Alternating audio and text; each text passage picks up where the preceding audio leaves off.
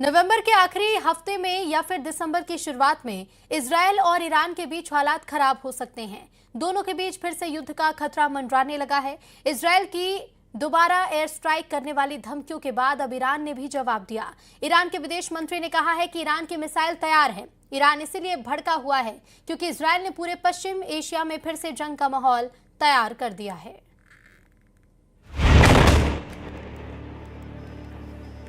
इस धमाके ने ईरान के दिलो दिमाग को झकझोर कर रख दिया है। फिर से देखिए,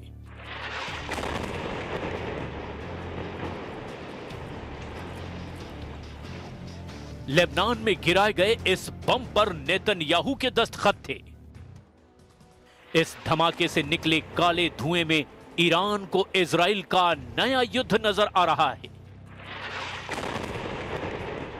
इस धमाके ने ईरान को एहसास दिला दिया है कि हिजबुल्लाह की आड़ में इजराइल पश्चिम एशिया में गाजा से भी बड़ा युद्ध करने जा रहा है, जिसका असली मकसद ईरान से जंग है। इजराइल हिजबुल्लाह और हमास की आड़ में दक्षिण लेबनान पर बम बरसा रहा है।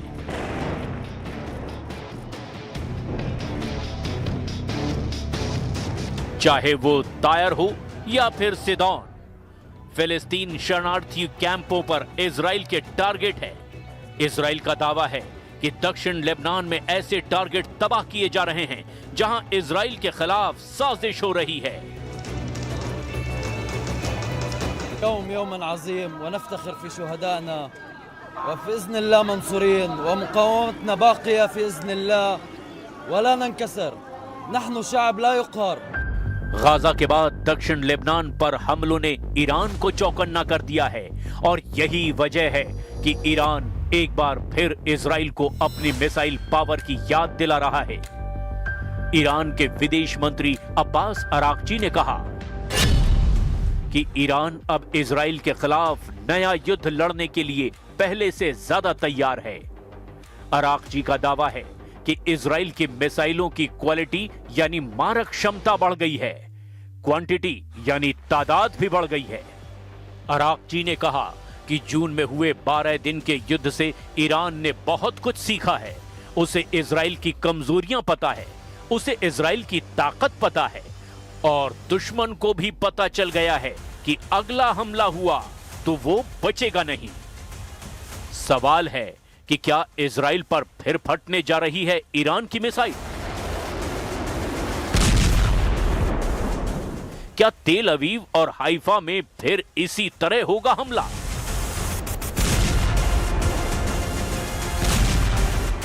क्या ईरान की मिसाइलों के आगे फिर ढह जाएगा इजराइल का डिफेंस सिस्टम? इजराइल पर ईरान के हमले को लेकर बार बार चेतावनी जारी हो रही है। ईरान के विदेश मंत्री से पहले ईरान में सर्वोच्च नेता अली खामनेई के नए कमांडर ऐसे ही हमलों को लेकर आगाह कर चुके हैं। रिवॉल्यूशनरी गार्ड्स के नए chief major general Mohammad Pakpour ने ऐसी वार्निंग दी है कि नेतन्याहू और ट्रंप के पैरों तले जमीन खिसक जाएगी। ऐसा दावा ईरान में किया जा रहा है। कमांडर पाकपूर ने कहा कि अगर इजराइल ने ईरान पर फिर हमला करने की गलती की तो ईरान की सेना इजराइल के लिए जहन्नुम के दरवाजे खोल देगी। मेजर जनरल पाकपूर की वार्निंग बता रही है कि ईरान ऑपरेशन टू प्रॉमिस 4 को अंजाम देने के लिए पूरी तरह तैयार है। मेजर जनरल मोहम्मद पाकपूर बड़े धाकड़ कमांडर माने जाते हैं। उनको मेजर जनरल हुसैन सलामी की मौत के बाद IRGC का कमांडर बनाया गया। मेजर जनरल हुसैन सलामी की मौत 13 जून को इजराइल के हमले में हुई थी और उसके बाद से पाकपूर IRGC की कमान संभाल रहे हैं। इजराइल के खिलाफ 12 दिन तक मिसाइल अटैक करने के बाद जब युद्ध विराम हुआ तो मेजर जनरल पाकपूर ने क्या कहा था, इसे भी जरा गौर से देखिए।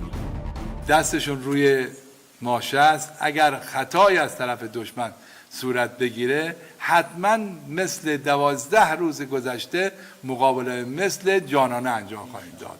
در دفاع از این کشور ما لحظه‌ای به خودمون تردید راه نمیدیم. ईरान की मिसाइल लगातार लॉन्च पैड पर तैयार है। कमांडर पाकपूर ने बहुत साफ साफ कहा कि हमारी अंगुली मिसाइलों के ट्रिगर पर है और खामनेई से भी उन्हें सिग्नल मिल चुका है कि इस बार इजराइल ने हमला किया तो कोई रहम ना दिखाया जाए। इजराइल की नई टेंशन ये है कि ईरान का दावा है कि उसने अभी तक अपनी सबसे खतरनाक मिसाइलों को इस्तेमाल ही नहीं किया है।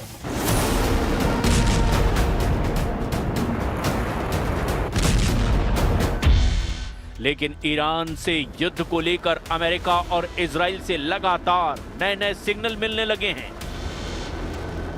इजराइल पर हुए हमलों में जिन मिसाइलों ने तबाही मचाई है उनकी लिस्ट भी देख लीजिए, क्योंकि यही अब तक नेतन्याहू के लिए सबसे बड़ी परेशानी बनी हुई है। इनमें सबसे खतरनाक फत्ता-1 और खैबर शिकर मिसाइल शामिल है। इसमें कद्र और इमाद मिसाइल भी शामिल हैं। फत्ता हाइपरसोनिक मिसाइल की रेंज 1400 किलोमीटर है। खैबर शिकन मिसाइल की रेंज 1450 किलोमीटर है। कद्र मिसाइल की रेंज 2000 किलोमीटर तक है और इमाद मिसाइल की रेंज 1700 किलोमीटर है। मिसाइलों को लेकर ईरान की तरफ से ऐसी वार्निंग इसीलिए आ रही है क्योंकि नेतन्याहू और ट्रंप का रुख ईरान को लेकर काफी सख्त देखा जा रहा है।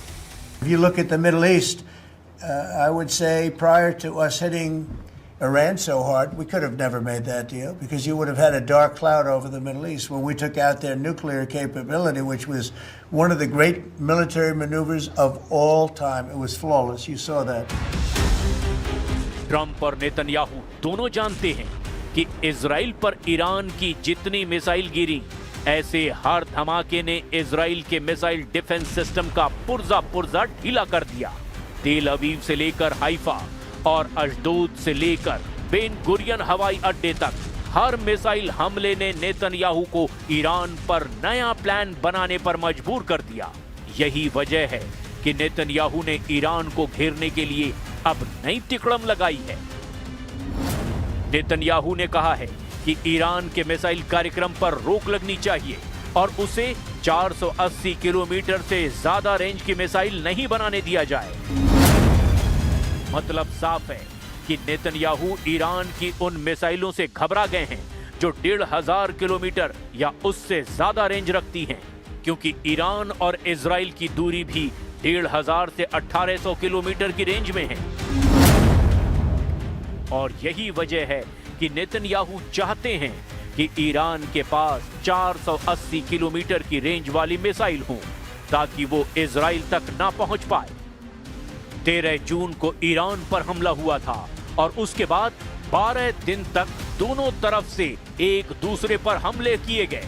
हमले रात दिन हो रहे थे। एक तरफ से फाइटर जेट तो दूसरी तरफ से बैलिस्टिक मिसाइल दागी जा रही थी। एक तरफ नेतन्याहू ने कमान संभाली जिसमें अमेरिका से भी पूरी मदद मिली थी, तो दूसरी तरफ ईरान के सर्वोच्च नेता अली खामनेई ने मोर्चा संभाला और तमाम मिलिट्री लीडरशिप खत्म होने के बाद फौरन सेना की कमान नए कमांडरों के हाथ में दे दी।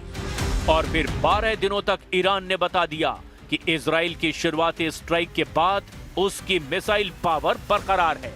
موشک‌ها رو نیروهای مسلح و صنایع نظامی ما آماده داشتن، استفاده کردن، به کار بردن، بازم دارن. لازم باشه در وقت دیگر هم ازش استفاده میکنن. ईरान के तेवर बता रहे हैं कि उसकी मिसाइल फिर तैयार है और ईरान पर फिर से हमला हुआ तो तेल अवीव और हाइफा बहुत बुरी तरह दहलेगा। ये वार्निंग ईरान से लगातार आ रही है। ईरान के बड़े बड़े जनरल लगातार इजराइल को वार्निंग दे रहे हैं।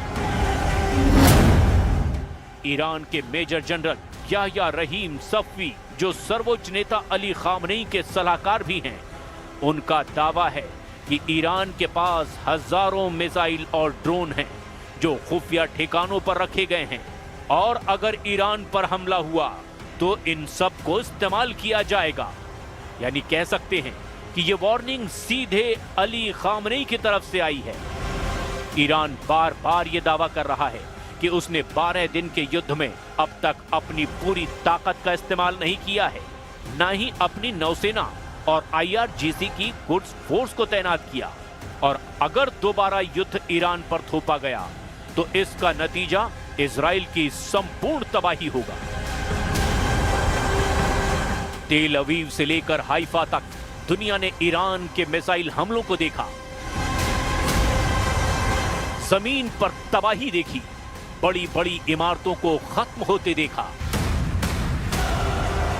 और ये तस्वीरें नेतन्याहू के कमांड सेंटर से लेकर व्हाइट हाउस में भी देखी गई। इसीलिए ट्रंप ने भी कहा कि ईरान और इजराइल दोनों को इस युद्ध में नुकसान हुआ है और इजराइल ने भी बड़ी चोट खाई है।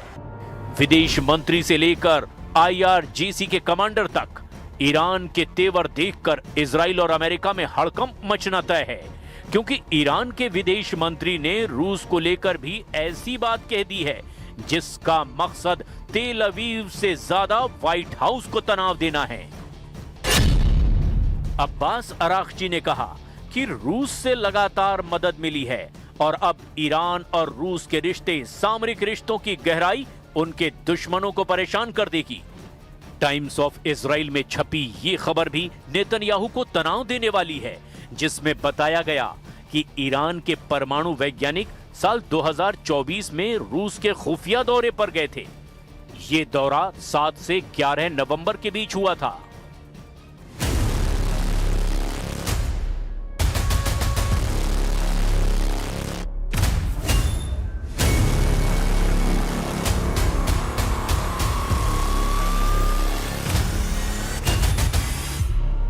ईरान लगातार बोल रहा है कि परमाणु कार्यक्रम को लेकर पिछले 1 साल में जो भी बातचीत हुई है उसमें पश्चिमी देशों ने ईरान को लगातार धोखा दिया है। खासकर अमेरिका तो इजराइल के साथ ऐसी साजिश में शामिल हुआ जिसका मकसद ईरान पर हमला था, क्योंकि 13 जून को जिस तरह से ईरान की मिलिट्री लीडरशिप पर हमला हुआ और उसके बाद उसके परमाणु ठिकानों पर बमबारी हुई, उसका पूरा श्रेय खुद डोनाल्ड ट्रंप ले चुके हैं। इसीलिए